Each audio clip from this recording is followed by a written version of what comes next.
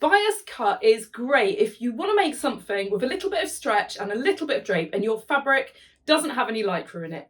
I'm Ali and I've been dressmaking since the early 90s, and I make for myself and professionally for other customers, so I've made a lot of dresses in my time. If you're completely new to making things from bias cut, don't be put off. You don't need a massive skill level to do this, just a little bit of patience. And there's a link above and in the description to my previous tutorial, which gives you a lot of explanation of bias cut and also tips and tricks for cutting and sewing them. So in this tutorial, I'm going to show you step by step how I made the pattern for this. It's drafted from just a few measurements. It's really quick and easy to draft. And then I'll show you how I cut the fabric out and how I put it all together. There's very little sewing in this dress, which is why I went for this design. I wanted something really simple. You don't need loads of shaping because it fits around your body naturally. And so you don't need many seams. And when you're using bias cut, you want to have fewer seams because quite often you're sewing on the bias and those seams are a bit trickier to do. And I've just realised I've not shown you what the back looks like. It's exactly the same, it just doesn't go up quite so high at the back because obviously I don't have a bra to cover at the back so much. So that is how it looks. Obviously with yours, you can go lower at the back if you want to, you can go a bit higher, you can do whatever shape you want. And the strap width, you can do whatever you want. Mine are 2 centimetres wide, just to give you an idea, but you could go for skinny little spaghetti straps, you could go much wider, totally up to you. So the first thing we need to do is take some measurements before we can draft the pattern. And you don't need many, I'm just going to really quickly run through them in the order that you're going to use them for making your pattern. So just write them down in this order and you'll find the pattern really, really quick to make. All of the vertical measurements, which we're going to do first, all come from your waist. So unless you can automatically put the tape measure exactly on your waist, if you want to make sure it always comes from the same place, just put a bit of elastic or a belt or something like that on and you can measure everything from there. So the first measurement we're going to use is from the waist down to the hem. So just decide how long you want your dress to be. And then you also need to measure from your waist to your hip at the fullest part, to your bust at the fullest part, and to where you want your armhole to be here, which is generally a couple of centimetres above where the fullest part of your bust is. While you're doing that as well, just think about how full you want this. So this is reasonably A-line, but once the fabric's on it, it goes quite straight. A lot of this will come down to how drapey your fabric is. Some fabrics, even if you cut them quite full, they're just going to hang completely straight. You need to play around in the mirror with how your fabric falls. So that's all the vertical positions we'll be doing first, and then after that we're going to be doing the width. So you need your bust at the fullest part and you need your hips at the fullest part. But what you should do when you're measuring your hips, you want to have a little bit of movement in this. So measure what your hips measure at the fullest part and then just expand the tape measure to kind of how you want it. For this pattern, I added 10 centimetres of ease onto my hips and I didn't have any ease on the bust because adding ease on the bust could make it a little bit gapey at the top.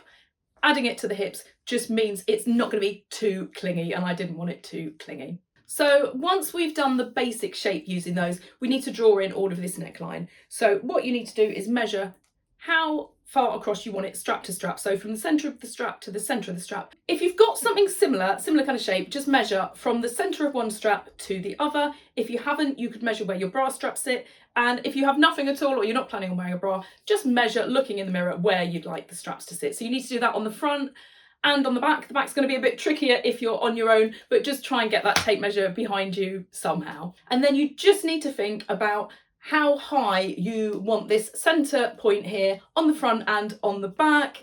So you'll see when I draft the pattern how mine are, but just have a little think about that. You could always put something around yourself at the fullest part of the bust and then measure upwards to see where you want that to sit. And then finally you need to measure where you want these parts to sit. So if you are wearing a bra, it covers it. You don't want it sitting too low and lots of bras showing out the top. So just measure from the fullest part upwards where you want it to go.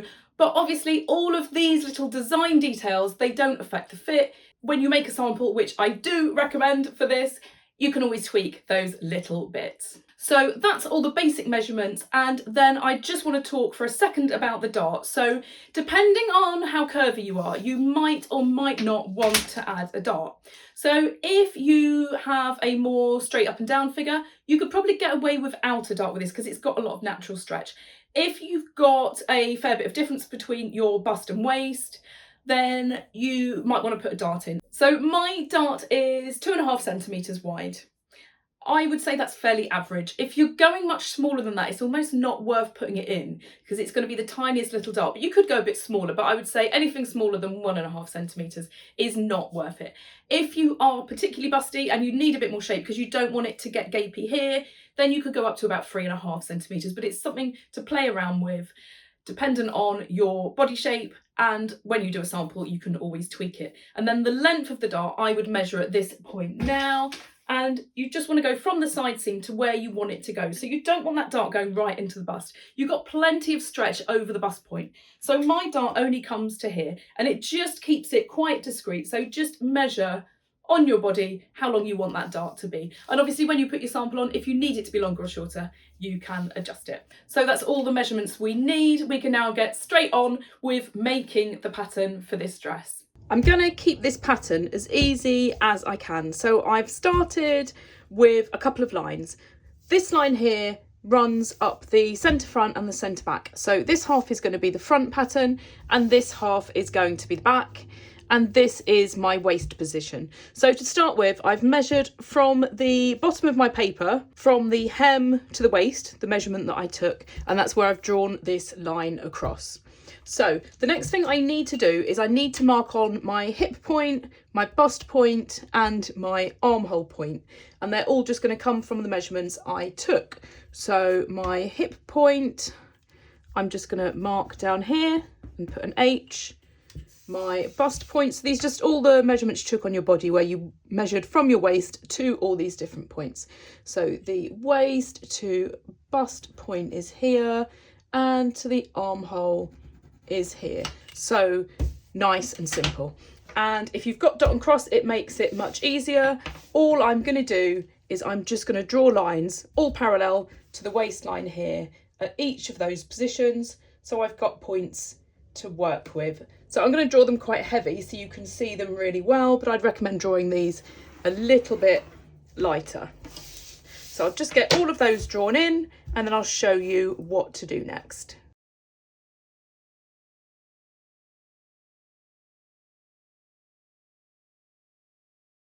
So that's all of those lines drawn in, and I'm going to turn it this way now just so it makes a bit more sense while I'm drafting it. I just wanted to put it that way initially so you could see the whole thing. So if I just slide it down, we'll just concentrate first on the top section here. So I've just zoomed in a little bit so you can see a little bit better. So the first thing I'm going to do is just take my bust measurement. I'm not adding any ease on the bust at all, and I'm going to divide that by 4. And that gives me the measurement either side of the bust. So you can either do this exactly the same front and back. If you feel like you want a bit more shape on the front, I would take 0.5 centimetre off the back and add 0.5 centimetre on the front, and then it's all going to balance out. If you are particularly busty, then you could take 1 centimetre off the back and add 1 centimetre on the front. But just whatever you take off one side, put on the other. So my bust divided by 4 was 24. So what I'm going to do is on my front, which is on this side here, I'm adding 0.5 centimetre on. And on the back, on this side, I'm taking 0.5 centimetre off. So that's my total width on the bust. It's not going to be tight because I'm going to have that little bit of ease from the stretch of the bias, but I don't really want it any baggier than that, or it's going to start getting really baggy around the top where the neck is. So I'm just going to slide this up, and I'm going to do exactly the same on my hip line here. So I have already added some ease onto my hip because when I took my measurement, I added a few centimetres ease on. I've added 10 centimetres or around 4 inches. So the measurement I'm going to be using is 122 centimetres, and I'm going to divide that by 4. So 30.5 centimetres. I'm just going to do it exactly the same amount on the front and the back because I don't want my hem to be different. So as this is fairly loose, it just means that's going to be exactly the same. So that's how wide my hip is going to be. And I'm just going to turn this back this way so you can see the whole thing. I think I need to just zoom out a little bit as well. So I've got my bust line and my bust point here. This is for the front. And I've got my hip line and the hip width here. And I just want to draw my side seam in now. So what I'm going to do is I want the skirt shape to be exactly the same front and back. My position here is in a slightly different place to the back. So I'll show you exactly what I'm going to do. So on this side, doesn't matter which way around you do it, as long as they're both the same. So I'm just lining it up with the bust and the hip point, and I'm just going to draw that all the way in to the hem. So that's the beginning of my side seam. And then if I slide this over here, it's always a pain because I want to be close enough for you to see the detail. But if I do that, you can't see the whole thing. So this is my back, but I've drawn this in a different position. So all I'm going to do is just mark a point here.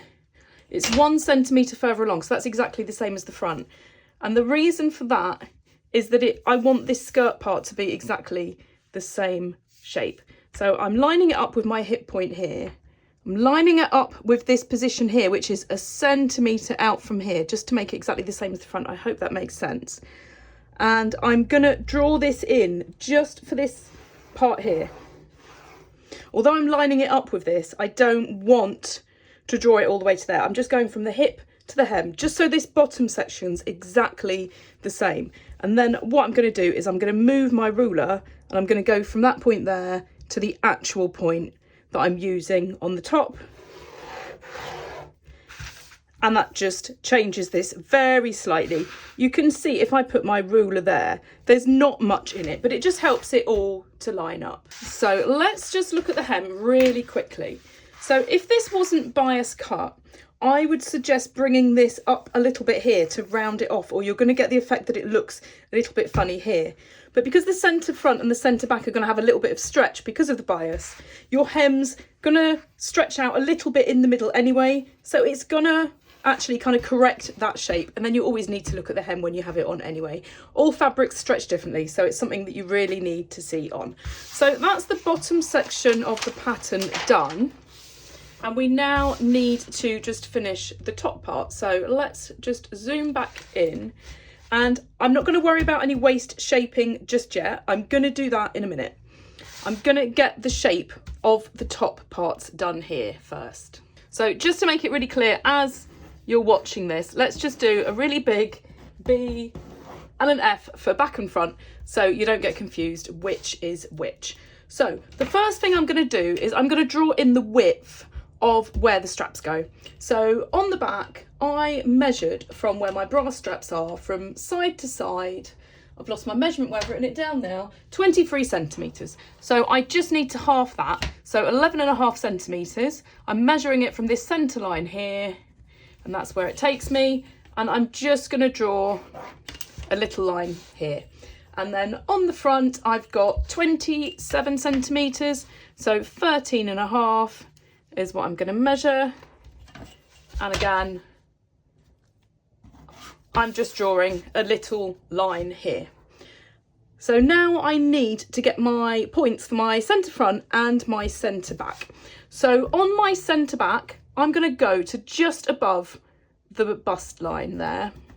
And on the front, I don't want this to be too revealing, so I'm going to come up a fair amount. I'm just doing this by eye to where I feel like it needs to go. I'm looking at that and thinking it looks a little bit sensible, so I'm just going to bring it down a little bit and let's just rub that out. And then the next position I need is how much I want this to go up for the straps. So on the back, I don't really want it shaped too much, so I'm just going to draw it by eye what I think looks right. So I want it going fairly straight in the middle there. This is the centre back, so that's going to flip over. And then I'm just going to curve it up a little bit. And then I need to curve it back down, but not to the bust line. I want it to go to this armhole line here. And that's all I'm going to do for now. And I need to do the same on the front. So this one's a little bit more crucial because if you're wearing a bra, you want to make sure it covers that. So I've just had a little look in the mirror of how high I want mine to be. And from this bust line to the top for mine, it's just under 10 centimetres. I kind of did it what looked right in the mirror and then did it by eye on here, but I can always tweak that height when I try on a sample. So the next thing I want to do is just draw in this shape here. So I'll just draw that a little bit heavier to make sure you can see it. And I'm not going quite so straight at the centre as what I did at the back because I want more of a curved shape on the front. So the next thing I need to do is join this point to the armhole line. So if you're not adding a dart, you can just do exactly the same as you did on the back, joining this point to the armhole line. But if you are putting a side dart in, there's one last thing you need to do before you do that. I would recommend, if you are less curvy, you just don't necessarily need to do a dart at all. If you're doing a tiny dart, it's almost not worth it. So I would say I'm averagely curvy. I'm going to be putting a 2.5 centimetre dart in. If you are particularly curvy or have a particularly big bust, then I would recommend going a little bit bigger with the dart. You could try 3.5 centimetres to start, and then you can always play around with that dart when you make a sample. The whole point of using bias cut is that you don't need as much shaping, but if you are quite curvy and you don't have that dart at the side, you are going to struggle to get this to fit really nicely. If you're going really wide, if you want this a really flared dress, then you don't need to worry so much about that dart. But if you're just having it quite, I mean, it's not even A-line, if you're having it fairly straightish or almost A-line, then I'd recommend putting that in. So what I'm going to do, I don't want my dart going straight across because it's going to be on the true bias and it's just going to make it a little bit less sturdy to sew. So I want it just coming down slightly. So this bust line I'm actually going to use as 1/2 of my dart, and I'm going to draw down. I'm just going to zoom in a little bit so you can see a bit better. So I'm going to draw down 2.5 centimetres from there. And I've already worked out by looking on my body how long I want the dart to be, and that is 9.5 centimetres. So I'm going to measure from this point here up to this line, and I'm going to join it where the ruler meets this line at 9.5 centimetres. So that is 1/2 of my dart there, and I need to make sure it's the same on this side as well. So I'm going to measure 9.5 from there along this line, and that's the new side seam point. So I'm going to just rub out that previous line there, and I'm going to find the midpoint here, which is 1.25 for me. And I'm just going to redraw in this bit of line here. I should have done it before I rubbed this out. So let's just draw that back in so you can see it. And all I'm going to do from the new position there is just by eye, I'm just going to draw that in parallel there. So I'll just rub that back out again. And then what I'm going to do is I'm going to extend that line to where this halfway point on the dart is. And then I'm finally going to just draw in that bit there. And by doing that, and I'm just going to fill that back in where I've accidentally rubbed it out. By doing that, when I sew my dart up, it's all going to line up better. So I've put this dart in here, but I haven't adjusted my armhole. So if I sew this dart up, this bit of seam here, from the waist to the top there, it's going to be smaller than this because I've taken that out. So the amount of the width of the dart I've taken out, I need to add in. So I'm just going to extend that line up, and I'm going to add in 2.5 centimetres because that's what I have done for my dart. I'm just going to do this so you can see which bit is the actual dart in case it gets confusing. You don't need to draw that on your pattern. And now I've got this position here that I can draw this curve in. So you just need to play around with that to get that right. But again, when you make a sample, you can perfect how cut out you want this to be. You could have really low armholes on this. You could keep them quite high. A lot of this depends on if you're planning on wearing a bra or not and you want to keep it covered. So that is the main shape of my pattern. So let's just turn it back round and zoom out so you can see the whole thing. So the back, really simple, it's just going up a little bit and it just flares out.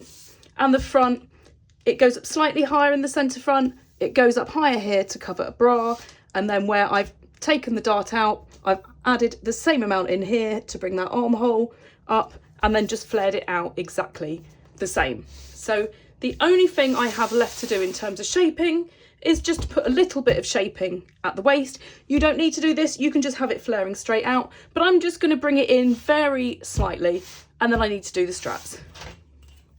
So all I'm going to do here, I'm going to bring it in the same amount both sides, And I'm just going to bring it in by 1.5 centimetres. And I'm going to draw that up to the bottom of the dart on this side. And I'm going to just draw it right up to the top on this side. So I'll just rub out that previous line so it doesn't get confusing. And then I just want to shape the hip. So I'll turn it to the side again so you can see the whole thing. So I've now got this going much straighter here. I don't want to change this part of the skirt here. I'm just going to change the hip. So the easiest way to do this is just to join both points, and then if you end up with any bits that look too much of an angle, you can just smooth them out. So I've got a bit of an angle there. I'm just going to rub that little bit out there, and I'm just going to smooth it out. And this point here, I'm pressing quite hard for you to see, so it's hard to rub these out properly. I'm just gonna smooth that in because I don't want it to really kind of stick out. So I'm just gonna do exactly the same that I've done on this side to my back.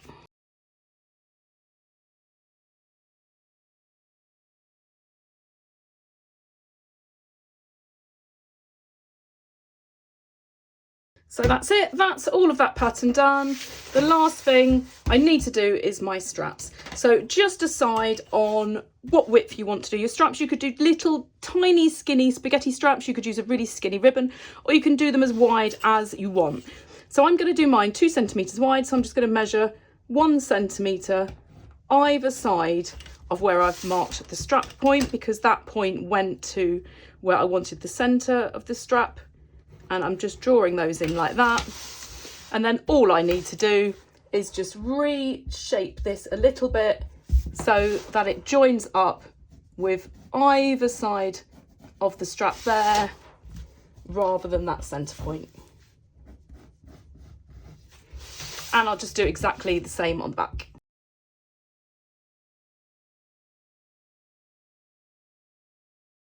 And I'm gonna cut both of these out. So I need to draw on my grain line as it's bias cut, and I'm doing this in opposite directions, front and back. And the reason for that is because they both go in the same direction, and you've got a fabric with a slight twist in, your side seams could twist around. You want to keep everything nice and balanced. So I'm going to cut these pattern pieces out, and you'll be able to see them much clearer once they're cut out, and then I'll talk about how to make a sample. At this stage, I would strongly recommend a sample just so you can check that your straps are in the right position. I know you can see my bra a little bit, but imagine if it was off by quite a lot, it's not going to look great. So you need to check those things, check the neckline, check the armholes, because those kind of things are really hard to alter once you've started making it. And obviously just generally check the fit, but I wouldn't skip the step of making a sample because it's going to cut out a lot of extra work later if it's not quite right. So that's the front and back now cut out, so you can see a little bit clearer what's what. So if I put them the other way round, you can see that the side seams match up there to the waist, and then my front one is a little bit higher here because I'm gonna take out my dart. And when I was drawing in the shape of the edge of the dart, if I do it now, if you see when you fold it down like that, it just helps this all line up at the side. So that's the pieces now cut out. So when you're making an actual garment on the bias, I don't recommend folding your fabric and cutting these on the fold, because it's really hard to fold it on the bias perfectly and not accidentally stretch something out or distort it. But for a sample, what I don't want to do is trace these off into whole patterns, add the seam allowance, all of that stuff, and then have to tweak it. So what I tend to do, if I put this one aside for a second, is I tend to use a standard lining fabric like this, which is fairly sturdy. If you're using something slinky or really lightweight, then it's going to distort. But actually, something like this, if you fold it on the bias, as long as you don't really pull it, you can get a pretty good fold that isn't distorted. This kind of fabric is rigid enough to do this without it distorting, but it's not so rigid that you can't fit a bias sample. And if it looks even vaguely good in this kind of fabric, you know when you're making it out of a fabric that is perfect for bias, it's going to look fantastic. So all you need to do is, obviously there's not enough fabric here for me to show you properly, but once you've found the bias, just cut out front and back pieces on the fold, add a seam allowance at the side. You don't need to add the seam allowance anywhere else. And all you need to do is stay stitch around the top, put some temporary straps on for size, and on the front you need to sew your dart up and then do the side seams. I'm not going to go into loads of detail about making the sample because I'm going to go through everything when I make the actual dress. But this is my sample. So just to show you, I've done the stay stitching, which I'll go through in detail in a minute. I've not put a seam allowance on this top edge. I've just stay stitched it so it doesn't stretch when I try it on. Without that, this could all distort and you won't know if it fits properly. I've sewn my darts and my side seam just as I normally would. And then for the straps, I've just sewn them on the back in the position what I decided on my pattern, and then I safety pinned them at the front so that when I had it on I could play around with these, moving them up or down. So now I've got a pretty good indication of how long my strap needs to be, but obviously it could fit slightly different in a different fabric, so always cut your straps slightly longer than what they are, just in case you need to do a bit of movement. So that's the sample, just really straightforward, side seams, darts, stay stitch and straps, and then it just has a cut edge at the bottom. So it's just a really basic sample. You can just work out if you want it more fitted, if your darts look right, if you want to change the neckline, all of those things.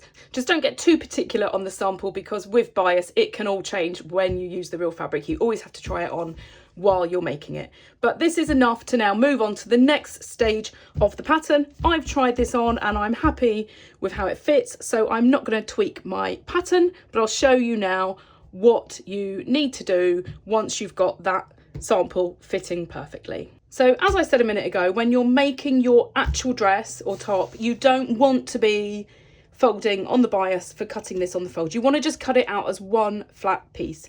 So what we need to do is trace these off. So if we put that one aside and just look at the front. So all I'm going to do is I'm going to trace around this, and I'm going to flip it over and trace around the other side as well, so it's a whole pattern, and then add the seam allowance on. If you're not worried about adding the seam allowance to your pattern, you could just use this side and add a second side, but as I'm going to add a seam allowance all the way around, I'm just going to trace off the whole thing. So I'll get this traced off and then just show you it with this pattern rather than you having to watch me tracing around a whole pattern, which is pretty straightforward.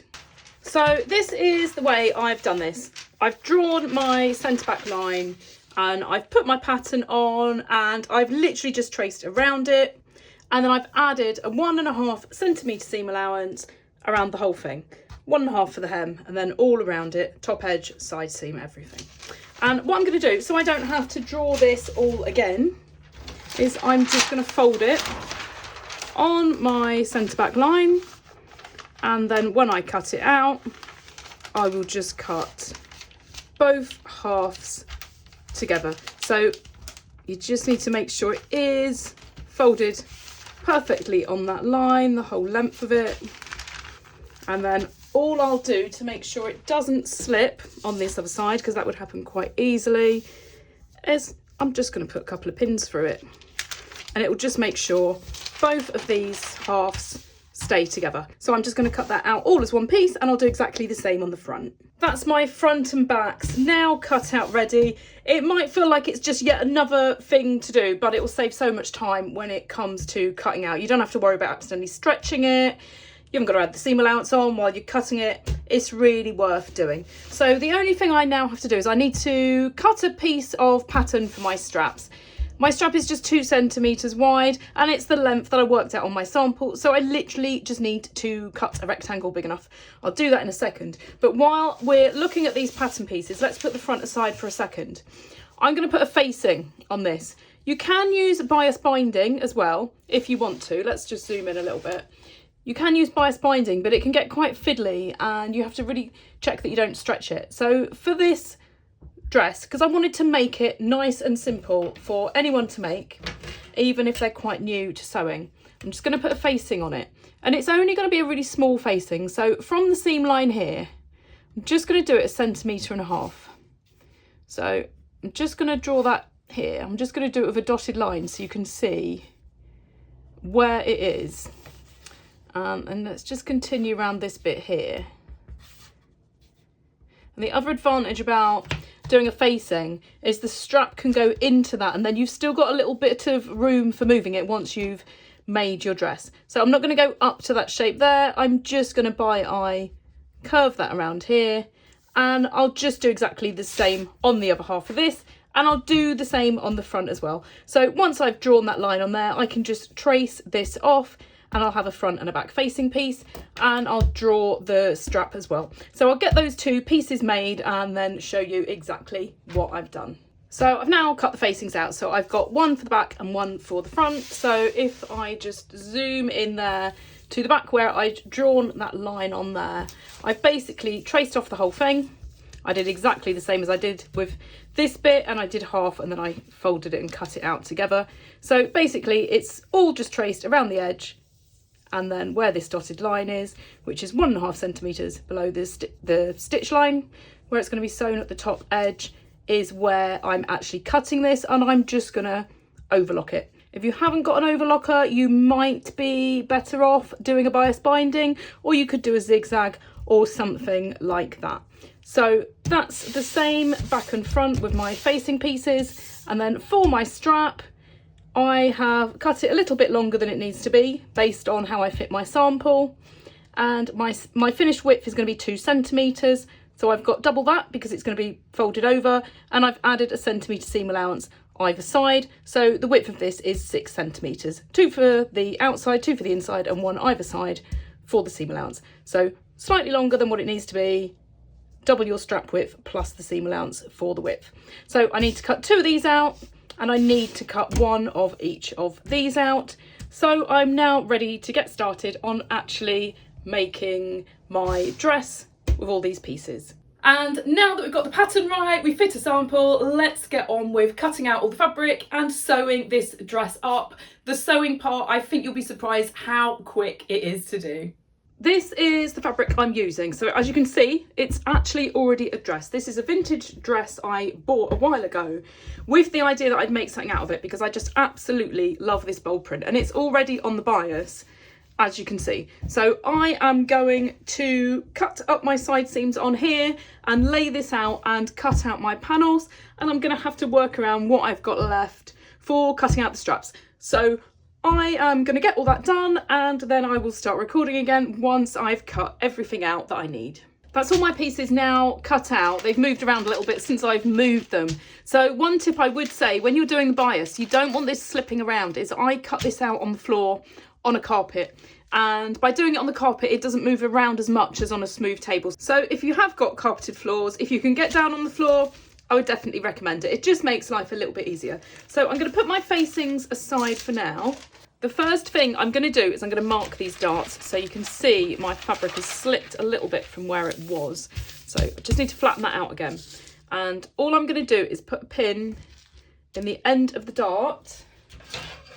And then I'm just going to put a few little snips on this bit. Again, this has moved a little bit as well. So I'm just going to do snips at either side, but also in the middle. And the reason for this is that I'm going to stay stitch up the length of my dart before I sew it up. So I'm just going to go through to the other side here and transfer that pin by just putting that through there like that and taking that one out. So that's that dart now marked. It's got 3 snips there, and that marks the end of it. I'll do exactly the same on the other side. So that's my darts now marked on both sides. And one good thing to do is just to fold it over and double check that they line up, because this is going to move around quite a bit. So the first thing I'm going to do before I do anything else is I'm going to stay stitch around the top and from the point of the dart to the center snip on here. And that's because when I sew my dart, I don't want it to stretch out. It's on the bias. It's not on the true bias because I cut it slightly down, but it's still likely to stretch. So I just want to sew all the way around the top. So my seam allowance is 1.5 centimetres, which is about here. And all I'm going to do when I do my stay stitching is I'm going to go over slightly. I don't want to be sewing through the same line twice. So I'm just going to literally do it over about 1mm across from where the seam line is going to be. So I'm going to go all the way around the top here. I'm going to do both those darts, and then on my back I'll go around the top of that as well. And I am going to do exactly the same on my facings, and I'm going to go all the way around the top on these two. That's all my stay stitching done. Once you've done it, just lay it flat on a table just to make sure nothing has stretched out. It should lay nice and flat. So what I'm going to do now is I'm going to sew my darts. So I'm going to go to the wrong side. Just trim these threads off. And because I've got my stay stitching there on the dart position, it means I've already got marked out exactly where I need to fold it, which helps. But that stay stitching just stops me from stretching it out while I'm sewing it. So all I need to do now is just pin it where the fold is. Doing that stay stitching first really helps when pinning out the dart. So I've got my other two snips here. So I need to just line those up, and that's where I'm going to start sewing my dart. And then I need to finish it just past where the stay stitching is. I stopped just shy of where the pin marked it.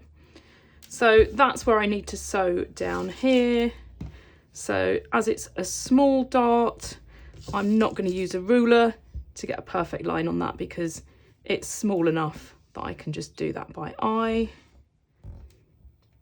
So I'll take those original ones out. So I'm just going to stitch down here and do exactly the same on the other side, and then I'll get this pressed out.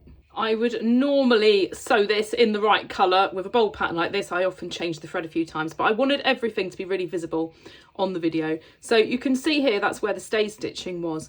And you can see here there's 2 rows, and that's because when I first sewed this one, when I then looked at it, it wasn't very straight. And that's because it's so easy to go off your straight line when it's on the bias. And it wasn't sitting great from this side, and I don't want that. So all I did was I went back and I sewed it a little bit straighter. It had gone in. If yours bumps out the other side, just unpick that little bit and redo it. But you're going to regret it if you don't, because you want your darts to sit nice and straight once they're done. Once that's pressed, that's going to look great. When I'm pressing anything like this, I prefer to use my ham as it's not completely flat, and you can mould better with bias cut. So I'm just going to find the best point on my ham to put my dart, and I'm folding it towards the hem down this way. And when I say press, it's because I'm pressing it. I'm not ironing it. I'm not gliding this across. I'm pressing it down. So I'm just going to do a couple of little blasts with the steam. And that is my dart done. I'll just leave it there to cool down before I take it off, and do the same on the other side. And that's the only 2 darts now done and pressed out nice and neatly. So now I am ready to do my side seams. So this is about as simple as it gets. I am just going to line up the side seams with my right sides together and get those sewn up. So what you need to do is, when you're doing this, is just make sure you don't stretch anything out. Make sure they're nice and even, just making sure I've got everything in shot here. So you need to think about what kind of stitch you want to do, whether you're going to do a straight stitch, a French seam, you could overlock it, you could do a small zigzag, but just take a look at my other tutorial with more tips on bias cut if you want to look at the different options. So I'm just going to get this sewn up now on both sides. I'm going to get it overlocked and pressed and get my front and back joined together. That's the side seams now done on my dress, so I've just made sure I've not stretched these out while I've done them, but also not sewn them too tight. And I've done exactly the same on my facing. So I'm going to put those aside for now while I just make my straps. So I have cut the same width of both of these. It's overhanging a little bit at either end because I had to really work from what scraps I had. So they are slightly different on either side, and when you're cutting out on the bias you do end up with random shapes, so you might have the same situation. So anyhow, that's what I have ended up with, and these are on the straighter grain because I don't want my straps stretching. If you're doing a really skinny strap, I'd recommend doing it on the bias because it's much easier to turn out and it looks nice and neat. But actually, if you're doing wider straps like this on the bias, they can look a bit messy because they can twist quite a bit. So I'm just doing these completely straight. So I'm just going to sew these up. I've put a 1 centimetre seam allowance on this. I'll do the same on both, and then I can turn those out and I can give them a good press. Now that both of my straps are done, what I'm going to do is I'm going to just trim the ends of these just to make them nice and straight. And I'm going to put right sides together on the back. So I just want to centre it onto that point there. And I'm going to sew that on, and exactly the same with this one.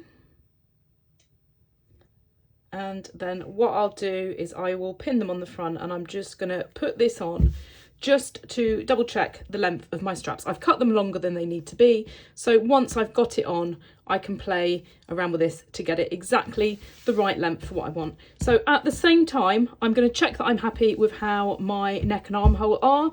It should look exactly the same as my sample, but you never know when you're doing bias if things look slightly different, so I'll double check that. And then also I'm going to double check my hem.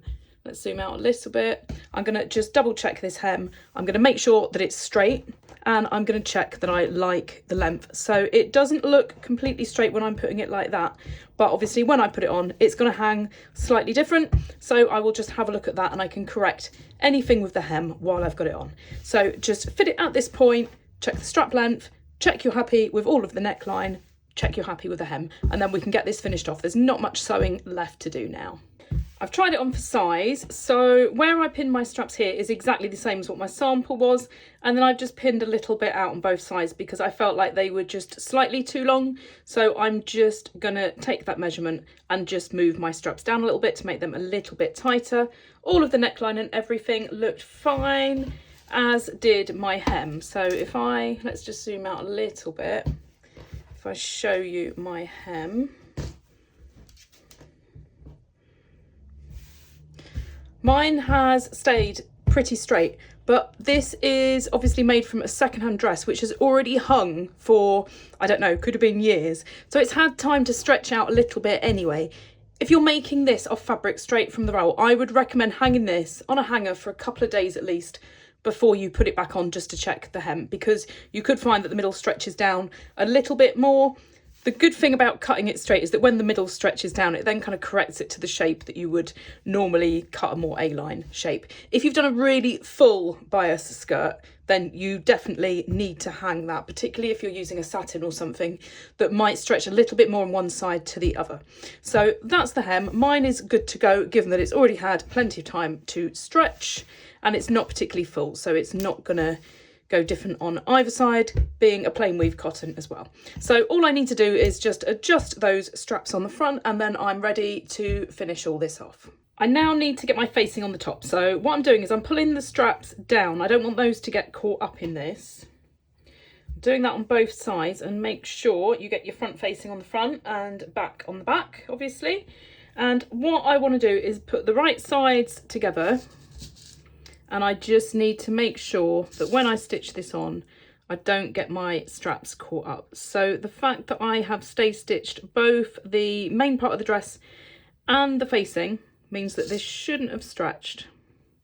I'm just going to line up the armhole there, and I'm basically just going to sew this on with a 1.5 centimetre seam allowance, which is going to come just slightly, can't pick a pin up now, just going to come in just right next to this line here, and I need to absolutely make sure I get it in the right position going across here.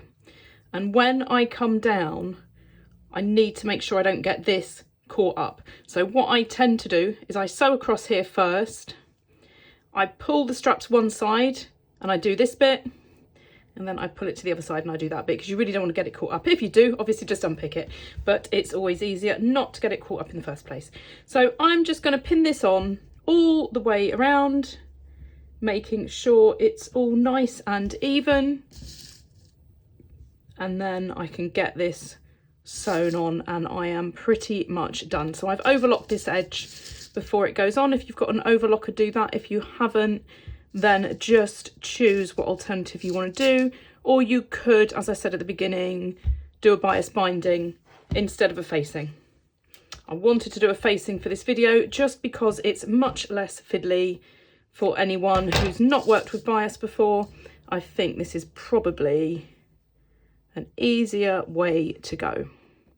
So just make sure you don't stretch it out as you're sewing it. You could put a little bit of iron-on interfacing on this as well if you want to.